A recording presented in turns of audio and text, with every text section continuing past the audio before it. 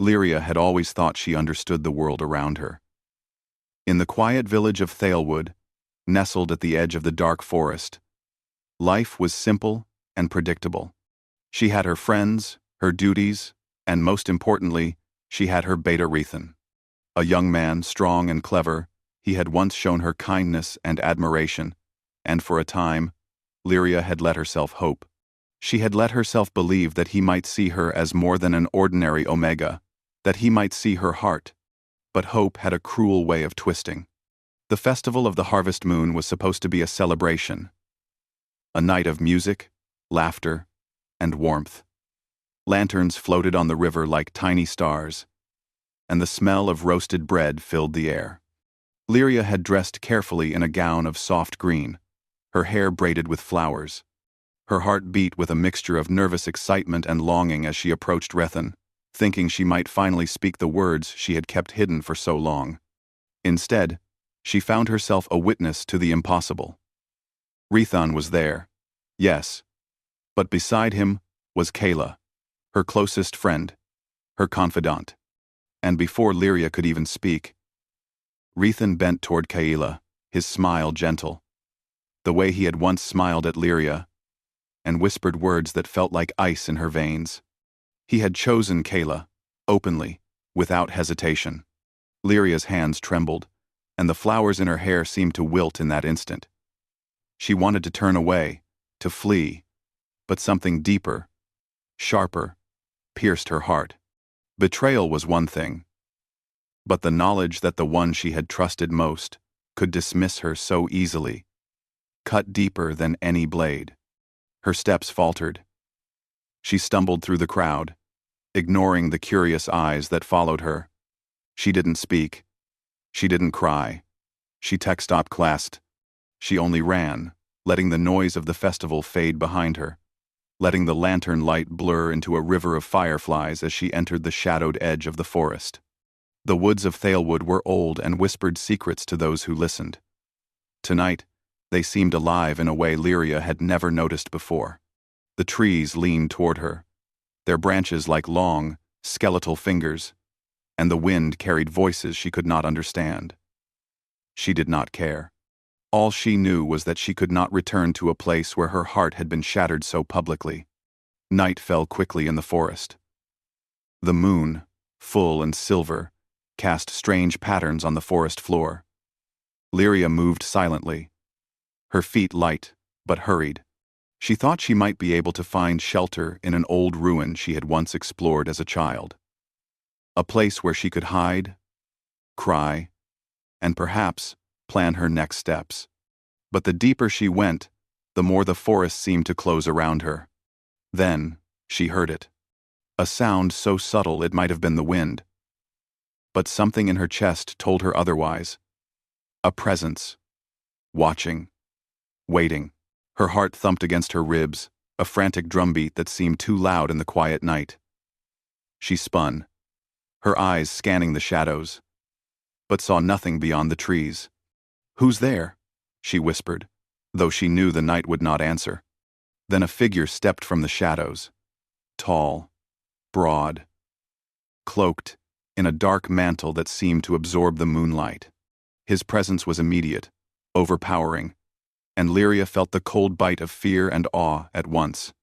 "You are far from home, little fox," the voice said, smooth and low, like distant thunder rolling through the mountains. Lyria froze, the name Little Fox slicing through her. She wanted to run, but her legs felt like stone. She had heard of him, Kael, the Alpha King, a ruler so feared that his enemies whispered his name only in shadow.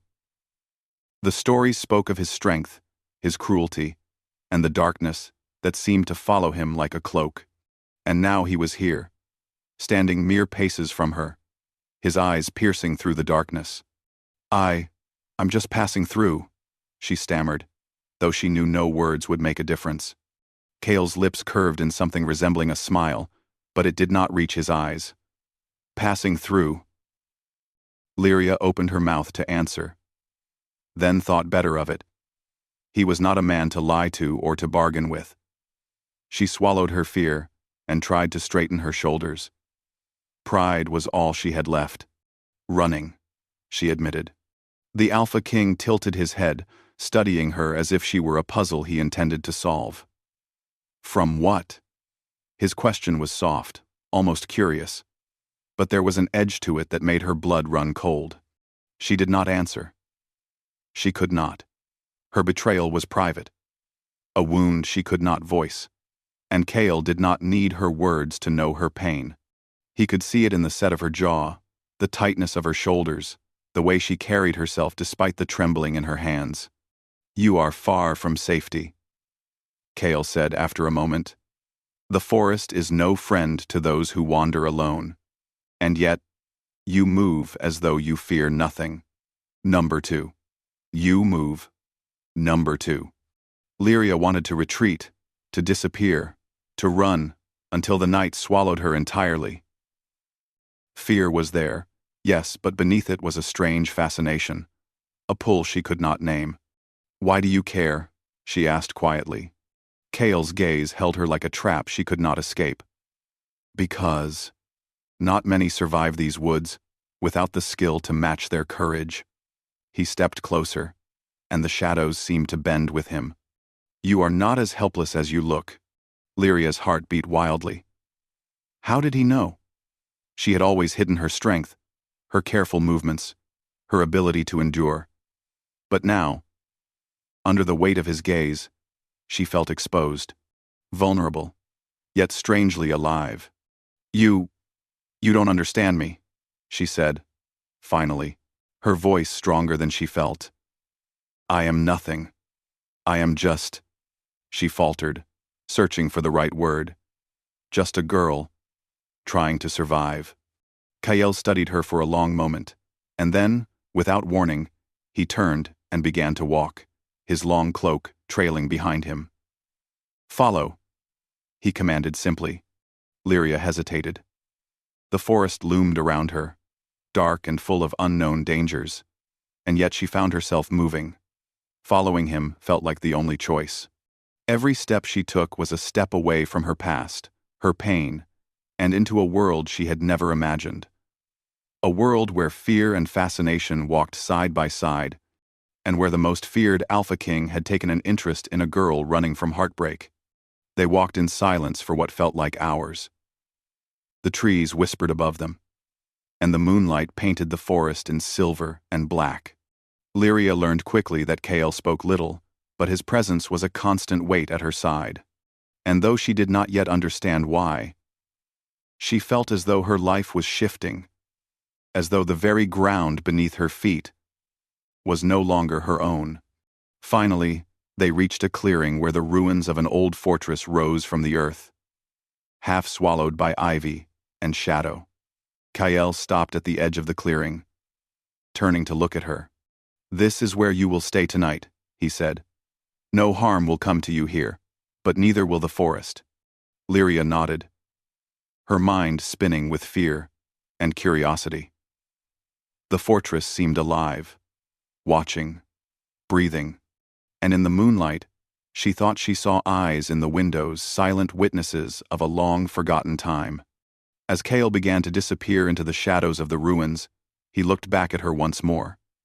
"Do not think that running makes you safe," he said. "And do not think that your heart will remain untouched by what is coming." Lyria shivered, not entirely from the cold. She felt it then, the first spark of something she did not understand. Fear. Yes, but also something more. A pull toward the darkness, toward the mystery of the Alpha King who had found her when the world had turned away. She was alone, yet not alone. And as she stepped forward into the fortress, she knew with a sudden, shivering certainty that her life had changed forever. Outside, the forest whispered, and the moon traced her shadow across the stones. Somewhere, in the darkness, Kael watched, silent as the night. And Lyria, fleeing from betrayal, did not yet know that the Alpha King's interest in her was only the beginning of a story that would reshape both their fates. And as the first stars faded in the dawn, Lyria understood, in the quiet of her heart, that she had not truly escaped. She had only stepped into a larger, darker world, one from which there might be no return. The fortress was older than anyone in Thalewood could remember. Its stone walls rose from the forest floor like the bones of a giant, covered in moss and shadow. Lyria's feet echoed on the empty halls as she followed Kale, the Alpha King whose name alone could make armies falter. She kept her eyes on the ground, though her heart and mind were alive with curiosity and fear. Kale moved like a shadow through the fortress, his steps quiet but purposeful. He said little, only occasionally glancing back to ensure she followed. Lyria's muscles ached, and her throat was dry, but she kept moving. She could not stop now, even if she wanted to. Somehow, she sensed that this place, and the man leading her through it, were unlike anything she had ever known. Finally, Kale stopped in a chamber high in the fortress, its windows framing the dark forest like a painting. The room was bare, except for a simple bed of furs, a small wooden table, and a single candle flickering against the walls. He turned to her, his expression unreadable. "You will stay here," he said, his voice firm yet calm. Lyria's instinct was to argue, to demand freedom, but she remembered the forest, the darkness, the way he had appeared as though from nowhere. She nodded instead, her pride warring with her fear. Kale's eyes lingered on her. "Do not think of me as your enemy, yet do not assume I am your friend." Lyria swallowed hard. The tension in the room was thick, almost tangible, like the air before a storm.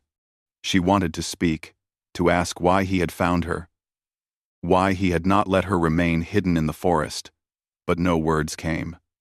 Her throat felt tight, and her hands were cold. Kale turned and left the chamber, the door closing behind him with a soft but definite click. Lyria sat on the edge of the fur-covered bed, listening to the echo of his footsteps fading down the hall. The reality of her situation pressed down on her. She was alone, in the fortress of the most feared man in the kingdom, and she had no idea what he wanted or why he had taken an interest in her. Hours passed. Shadows stretched across the walls as the candle flickered in the quiet room. Lyria thought of her village, of the betrayal that had driven her here, and a wave of sadness washed over her. She realized, with a pang, that her trust had been shattered twice, once by her beta, and now by the world that had led her to this fortress. Yet beneath the sorrow, a small spark of curiosity remained. Who was Kale truly? And why had he chosen to intervene in her flight? A sudden noise startled her, a soft rustle in the hall outside. Lyria rose, her heartbeat quickening. The door opened slowly, and Kale stepped inside, the candlelight glinting off his dark cloak. He did not speak at first, only studied her with those piercing eyes. "You are not as fragile as I expected," he said finally. Lyria bristled at the faint praise, but also felt a flicker of something she could not name, pride, perhaps, or the first sense of being seen. She straightened her back and met his gaze. "I am not weak," she said quietly, "and I do not ask for your protection." Kale's lips curved slightly. "I do not offer it," he replied. "You are here because I need to see what lies within you. Strength, courage, perhaps more." Lyria blinked. The words confused her. What could he mean? She had no weapons, no army, no power. Only the small, careful skills she had learned to survive in her village. And yet, under his gaze, she felt that he saw something deeper. Night fell over the fortress, the walls swallowing the silver light of the moon. Lyria tried to sleep on the furs, but the strange silence and the weight of Kale's presence lingered in her mind. She felt as if she were under scrutiny, as though the Alpha King could see her thoughts before she even spoke them. The next morning, Kale returned, bringing a small tray of food. Lyria noticed, with quiet surprise, that he had not left her completely alone. There was a consideration in the way he set the tray on the table, in the way he avoided unnecessary words. "You must eat," he said. You will need strength for what is coming. Lyria picked at the bread and cheese, her eyes never leaving him. What is coming? She asked, though her voice trembled slightly. Kale's expression hardened. You do not yet understand the world you have stepped into. The forests, the villages, even your own past are tied to forces you have not seen. And now, you are part of it.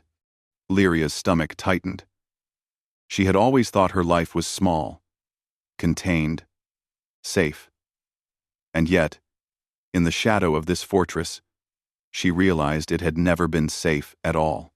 The world was larger, darker, and more dangerous than she could imagine. Days passed, and Lyria began to learn the rhythms of the fortress. Kale was strict, but not cruel. He gave her tasks, small things at first, tending to the stores, fetching water, helping where she could, but each action was watched, measured, and evaluated. She could feel his eyes on her constantly, a silent test of her courage and skill.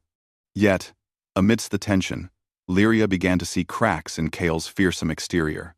Late at night, she would catch glimpses of him moving silently through the fortress, helping the wounded or offering food to a hungry servant.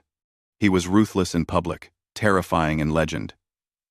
Yet private moments revealed a hidden kindness, a careful protection of those who could not defend themselves. Curiosity turned to fascination. Lyria found herself drawn to him, despite her fear. She did not understand why a man so feared would bother with someone like her. And yet the knowledge that he noticed her, that he acknowledged her courage, filled her with a strange, unfamiliar warmth. One evening, as the sun dipped below the horizon, casting the fortress in golden shadow, Lyria found herself standing in the high tower where Kael often went to watch the forest. He had not noticed her at first, and she almost turned to leave. But then he spoke, his voice carrying across the cold stone. You are learning quickly, he said. Faster than I expected. Lyria swallowed, her heart racing. I have to, she replied. I cannot afford to fail. Kael's eyes softened, just a little. No, you cannot. And yet, you are more than you realize. Stronger than you imagine. Fear and courage can exist together, and I see both in you. Lyria's cheeks warmed. She wanted to speak, to ask him why he cared, why he had brought her here, but the words caught in her throat. Instead, she only nodded, feeling the weight of his gaze upon her like a tangible presence. That night, she lay on the furs, thinking of Kael, of the fortress, and of the strange, unspoken bond growing between them. Fear had not left her far from it, but a new feeling had begun to take root. She was beginning to understand that survival was not just about fleeing, but about confronting the unknown, and that sometimes, the greatest unknown was the heart of the one who frightened you most. The next morning brought a shadow of urgency. A scout arrived at the fortress, bringing news from the village. The Beta-Rethan was gathering allies, and strange rumors of dark magic and a powerful sorcerer reached the fortress walls. Lyria's stomach tightened. She had hoped to leave the past behind, but it seemed the past had not forgotten her. Kael, upon hearing the news, did not falter. His eyes, dark and sharp, turned to Lyria. Your flight from your past ends now, he said. And whether you wish it or not, you are tied to this kingdom, and to me. Lyria felt a chill. She had fled to escape pain, yet now she realized that her life was no longer hers alone. And yet, in that moment, she felt something unexpected, a strange sense of safety in Kael's words, in his command, in the certainty of his power. She had no choice. But for the first time, since the festival, she felt that perhaps her strength, her courage, and her heart might be enough. And as Kael stood in the shadow of the fortress, his cloak dark against the rising sun, unsteady certainty that her journey was only beginning, and that the most feared Alpha King in the kingdom would be by her side, whether she liked it or not. The forest beyond whispered in the wind, carrying with it promises of danger, secrets, and challenges yet to come. And Lyria, though afraid, did not look away. She had fled once, but now she knew she could not hide. She had stepped into a larger world, and she would face it, with Kale, the Alpha King, watching, testing, and somehow trusting her. Days passed in the fortress, yet the world outside seemed to carry a rhythm all its own. The sun rose and fell over the ancient stones, casting long shadows through halls that had not known laughter in decades. Lyria had begun to adjust to the fortress life, though she never let her guard down. Every sound, every movement of shadow or stone, made her alert. She moved carefully, observing, learning, surviving, but also noticing things she had not expected. Kale, the Alpha King, whose presence could freeze armies, moved among the fortress not just with authority, but with an almost hidden care. It was subtle. A servant whose ankle had been twisted while hauling water would find a bandage later, neatly folded and placed by the hearth. Food would appear where it was most needed, quietly, without fanfare. Lyria saw it from the high balcony as she performed her tasks. Kyle, alone in the shadows, carrying out acts of kindness that no one in the kingdom would ever know. Her heart stirred with an unfamiliar mix of respect and curiosity. She had fled from betrayal, from a beta who had scorned her, but here she saw another form of strength. This was not the loud, showy kind she had expected from a king. This was quiet, patient, and far more powerful. She realized that true strength was not only in dominating others, but in protecting them, even when no one could see.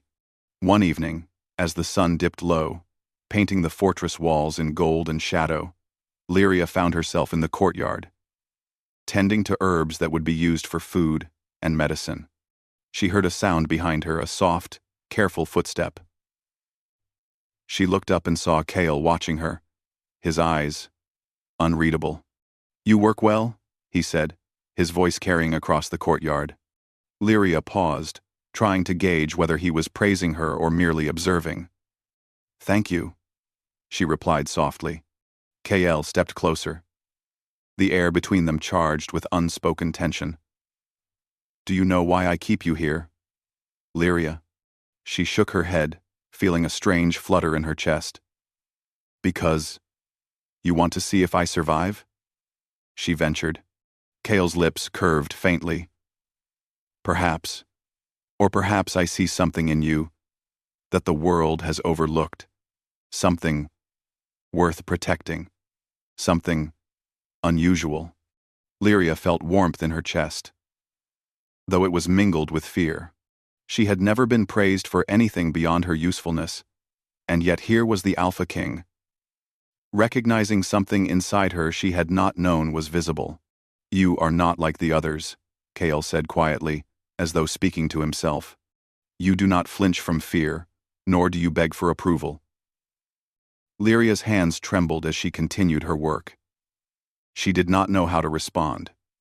She had always believed that power was something to be feared, but Kale's words made her think differently. Perhaps power could be tempered with care, with patience, and with understanding. As the days passed, their interactions grew more complex. Lyria began to notice the little details, Kale's eyes softening when he thought no one watched, the way he would pause by the wounded or the helpless, making sure no harm came to them. And Kale, in turn, began to observe Lyria in ways he had not expected. He saw her courage, her independence, and the careful way she navigated the fortress. She was not timid, nor was she submissive. She challenged him quietly, yet with respect, and he found himself intrigued. One evening, Kale summoned her to the highest tower, where the wind whipped around them and the stars shone cold and distant above the fortress. The view was breathtaking, the forest stretching endlessly into the darkness, the river catching the silver moonlight. "You see the world differently from up here," Kale said, his voice low and calm.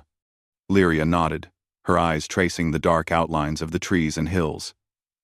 "It feels bigger," she said. "More alive."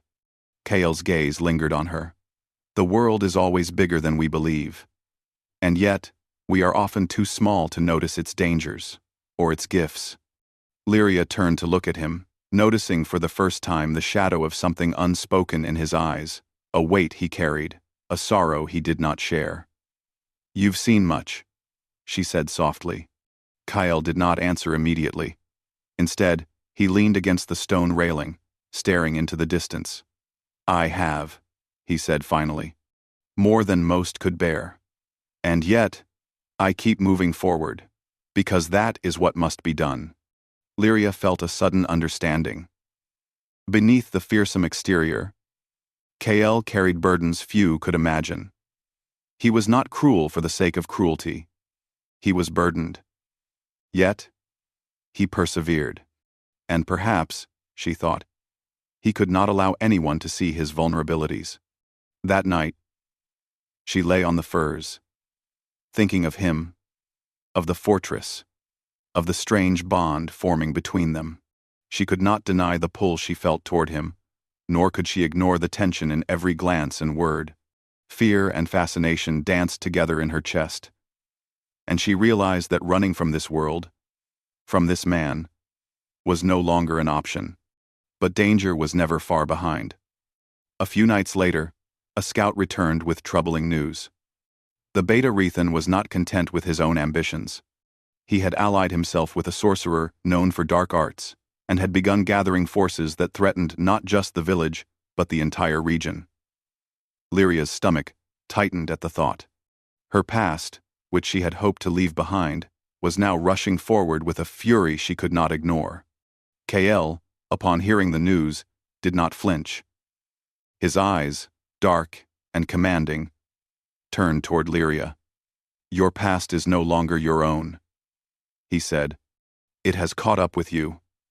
And now—" Lyria swallowed hard. She had fled from betrayal, humiliation, and heartbreak. She had sought refuge, thinking she could escape her life, her pain, her history. And yet, here she was, tied to a man whose presence was both terrifying and magnetic, drawn into a world larger and darker than she could have imagined. Kael placed a hand on the stone railing, his gaze distant. "But you will need to. For the coming days, for the choices you must make, for the strength you must find." Lyria nodded, understanding that fear alone would not carry her through what was coming. She would need courage, cleverness, and perhaps a trust she had never given before. And though she did not yet admit it, she felt the first threads of a bond forming a connection to Kael, the Alpha King whose reputation was as dark as the forest itself, yet whose actions spoke of something deeper, something more human than legend or story ever captured. Over the next several days, Lyria watched Kael as he prepared for the confrontation to come. He trained silently, yet his movements were precise and controlled, a reminder of the power he held over life and death. And through it all, he continued to observe her, testing, measuring, assessing not with cruelty, but with an expectation she had never faced before. In return, Lyria began to test herself, to push her own limits. She learned the fortress's hidden paths, observed its defenses, and honed her instincts. She realized that survival required not just courage, but understanding the world and the people in it. And in Kael, she saw a guide, a mirror, and perhaps, eventually, an ally. One night, as the moon rose high and silver light spilled across the fortress, Lyria found herself at the top of the tower once more. Kael joined her silently, as he often did, and for the first time, they spoke without the tension of command or observation. "You are changing," Kael said, his voice low. Stronger, wiser, yet, still, cautious. Lyria smiled faintly, though her heart was heavy. "I have to be," she said. "I cannot afford to fail." Kael's gaze softened, the shadows around him revealing a glimpse of something she had not seen before. Trust, perhaps, or hope. "No," he said quietly. But sometimes, you cannot see how strong you are until the world tests you in ways you do not expect. And sometimes, you find allies where you least believe them to exist.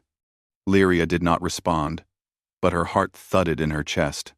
She understood, at last, that she had stepped into a world of shadow, power, and danger, and that the Alpha King beside her was not merely a threat or a protector, but a force that could shape her destiny in ways she could not yet imagine. The wind carried the scent of the forest below, the distant whispers of creatures and trees. Somewhere in the distance, a shadow moved silent, careful, and dangerous. The beta, the sorcerer, and the threats from Lyria's past were closing in. And yet, for the first time since the festival, she did not feel entirely alone. Kale's presence beside her, steady and commanding, was a strange comfort. Fear was still there, yes, but so was fascination. And a sense of partnership that neither had fully admitted. The bond between them, fragile but real, had begun to grow. And as the stars flickered above the fortress, Lyria realized that her journey was no longer about fleeing. It was about facing, about surviving, and perhaps about understanding the complexities of trust, courage, and the power of the heart. The night deepened, and with it came the silent promise of danger and challenge. Lyria knew that her past would not wait, that the beta and his dark allies would not rest, and that the coming days would demand every ounce of her skill, courage, and heart. And yet, she also knew that for the first time, she was not entirely powerless. She had Kale, the Alpha King, by her side, an enigma, a force, and perhaps, in time, something far more profound. And as the wind carried whispers through the fortress, she understood that the story of her life was only beginning, and that the unseen bond she shared with Kale would shape the path ahead in ways she could not yet comprehend. The sun rose over the forest, casting golden light on the ancient stones of Kale's fortress. Lyria stood at the highest tower, her eyes fixed on the horizon where shadows stirred in the distance. The Beta Rethan and his dark sorcerer ally were approaching with an army. She felt the weight of her past pressing against her heart, the betrayal that had driven her into these woods, and the responsibility she now carried. This was no longer about fleeing. This was about standing and facing the consequences of choices made long ago. Kale appeared beside her silently, his presence calm and commanding. He had never looked more like the Alpha King of legend, tall, powerful, and unyielding, yet with a flicker of something softer in his eyes when he looked at her. "They are coming," he said simply, though the statement carried more weight than any command. "And you will not be left behind. You are stronger than you know, Lyria." Her heart quickened. She had learned much under his watchful gaze, but this was different. This was the test that would reveal not just her skill, but her courage, her heart, and the bond between her and Kale. She nodded, feeling a steady resolve rising within her. The fortress gates opened as the enemy approached, and the first clash of forces echoed across the valley. Kale moved with precision, directing his defenders, while Lyria stayed close, her eyes sharp and her senses alert. Every step, every decision, every small movement mattered. She had learned to see, to anticipate, to endure, and now she would act, not just as a follower, but as a participant in shaping the fate of her kingdom. Rethan, the Beta who had betrayed her, appeared at the head of the enemy forces. His eyes, cold and cruel, sought her out immediately. Lyria felt a shiver, but she did not retreat. She had run before, yes, but not today. Today, she faced him with the strength she had built over these weeks, under Kale's guidance. The sorcerer stepped forward, his hands glowing with a dark light. Shadows twisted and writhed around him. A dangerous and unnatural power. The air grew heavy, and the defenders faltered slightly under the fear that spread like mist. But Kale's presence was steady. He stood tall, unyielding, a wall against the darkness, and Lyria felt a courage within her rise to meet his. "Stay close," Kale said, his voice low and firm. "Do not falter. Trust yourself, and trust what you have learned." Lyria nodded. Her hands tightened into fists. She had learned to move silently, to watch, to anticipate. She had learned to endure fear and use it as fuel. And now, every lesson, every moment of hardship, every act of courage under Kale's quiet supervision came into play. The first clash came suddenly. Shadows struck at the fortress walls, and the defenders answered with arrows and steel. Lyria moved with careful steps, placing herbs and supplies where they could save lives, tending the wounded even amidst the chaos. She saw Kale fight with precision, a force that was almost terrifying in its strength, yet she also noticed the care with which he moved, sparing innocents whenever possible. Then, Rethan broke through a weak point in the defenses, heading straight for her. Lyria's heart pounded, but she stood firm. She had fled before. She had hidden before, but not now. She met his gaze, steady and unflinching, and he faltered, as though surprised by the strength in her eyes. "You cannot stop me," he sneered. "I do not need to," she replied quietly, moving aside and using her knowledge of the fortress paths to create obstacles, forcing him to slow. Each step was deliberate, each action calculated. She was not alone, and the Alpha King's presence at her side gave her the courage she had never known before. The sorcerer unleashed a wave of dark energy, and Lyria felt the cold bite of fear, but she did not hesitate. She moved instinctively, helping Kale shield the defenders and protect the innocent. The bond between them tested, unspoken, growing gave her strength. She realized, with clarity, that trust and courage were intertwined, and when she saw Kale's gaze meet hers, acknowledging her bravery without words, she felt a deep, unshakable certainty that they could survive this together. In the midst of the battle, Kale faced Rethan directly. The fight was swift and precise. Two forces, each powerful in different ways.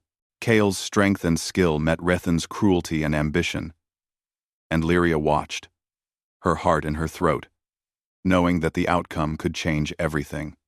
Then, in a moment of daring, Lyria intervened not with weapons, but with her mind and careful observation. She noticed a pattern in the sorcerer's movements, the way the dark energy was channeled, and she directed a group of defenders to disrupt the source. The shadows faltered, the energy wavered, and Rethan stumbled, giving Kale the opening he needed. With a final, powerful strike, Kale subdued Rethan. The sorcerer, seeing his ally defeated, vanished into the shadows, leaving behind only whispers of dark power. Silence fell over the battlefield, broken only by the labored breaths of those who survived. Lyria felt the weight of relief and exhaustion pressing against her, yet also a sense of triumph she had never known. Kale turned to her. His dark eyes softened, though still intense. "You were brave," he said quietly, "and clever. You did not falter when others might have. You are stronger than you realize." Lyria felt her cheeks warm. I could not have done it alone," she admitted. "You guided me. You believed in me." Kale stepped closer, the air between them charged yet calm. "Belief is earned, not given," he said, "and you have earned much." For a moment, they stood in silence, the fortress quiet around them, the sun casting long golden shadows over the stone walls. Lyria realized that the bond between them, tested in fire and shadow, was more than fear, more than admiration. It was respect, trust, and something that went deeper than words could capture. As the defenders celebrated their victory, Kale turned to Lyria. "The Beta's betrayal, the shadows of your past, they do not define you," he said. "Your strength, your courage, your heart, these define you. And now, the kingdom sees it as well." Lyria felt a strange warmth in her chest, a sense of belonging she had never known. She had fled from betrayal, from humiliation, from heartbreak, and now she realized that she had found something far greater: courage, trust, and the unspoken bond with a man who had shown her that even the most feared heart could hold care and honor. The following days were filled with rebuilding and reflection. The fortress, once silent and foreboding, seemed alive with purpose and hope. Lyria moved among the people, helping to restore what had been damaged, tending to the wounded, and guiding those who had survived the attack. Kael observed, offering quiet support, but never overshadowing her efforts. One evening, as the sun dipped below the horizon, Lyria found herself back in the high tower, watching the forest bathed in golden light. Kael joined her silently, and for the first time, they spoke without the tension of battle or command. "You have changed," Kael said, his voice low and steady, stronger, wiser, braver. Lyria smiled faintly. "I had to, and I had you to guide me."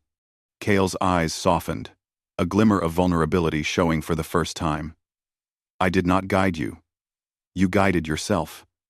I merely observed, and learned, perhaps, as much as you." Lyria felt her chest tighten. She understood now that their bond was not built on fear or power alone, but on respect, courage, and understanding. They had both changed, he, softened by her bravery and heart; she, strengthened by his guidance and trust. As night fell and stars blanketed the sky, Lyria realized that her journey was no longer about fleeing. It was about standing, facing challenges, and embracing the strength she had found within herself. And beside her, Kael, the Alpha King, watched the forest and the world beyond with her, no longer a distant, fearsome figure, but a companion, a partner, and perhaps, in time, something even more profound. And though the shadows of the past still lingered, and though danger could return at any moment, Lyria felt a peace she had never known. She had faced betrayal, fear, and darkness, and emerged stronger, braver, and bound by a bond that could weather any storm. The fortress was quiet now, the battle behind them, yet the promise of future challenges hung in the air. Lyria stood tall, her gaze fixed on the horizon. The Alpha King beside her was not just a figure of legend, he was a man she had come to trust, respect, and care for. And as the wind whispered through the towers and trees, she knew that their story was only beginning, and that together, they could face whatever the world might throw at them. For the first time since the festival, Lyria understood something important. The past could not define her, betrayal could not break her, and the heart, when brave and true, could find connection in even the most unlikely of places. And as the moon rose, silver and calm above the fortress, Lyria and Kael stood side by side, watching the stars, knowing that they had faced the darkness together, and that whatever came next, they would face it as one.